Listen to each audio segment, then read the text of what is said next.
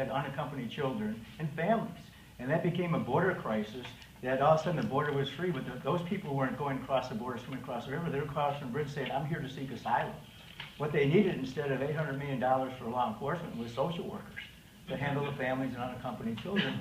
And all of a sudden the press took that into being some sort of huge border crisis. The crisis is in South America and Central America and Mexico, where economic and violence and trafficking have forced people to flee. But from a standpoint of illegal people coming across the river, those numbers hadn't changed. This whole border crisis issue, when you ask me have it changed, nothing's changed from our standpoint, except we had 25,000 people, family members, cross into our bus station that needed aid going up to have their asylum hearings. And so, you know, when you talk about the border security and the crisis, there was no crisis at the standpoint of border security. That's just been a figment of the news people and makes good print. And good politics, quite frankly.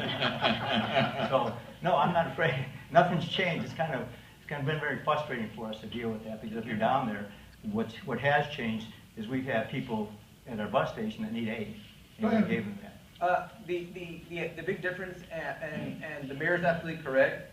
I mean, we know each other quite well, but the difference was the type of immigrant. They came from Central America this time. We were used to the Mexican immigrant who came with the same habits, the same techniques, the same catch me now, I'll go back there and I'll find some way to come back in. The Central American immigrant, when he came across, was more desperate, was more determined, threw themselves into more danger, more peril continuously. I was personally witness at 5 o'clock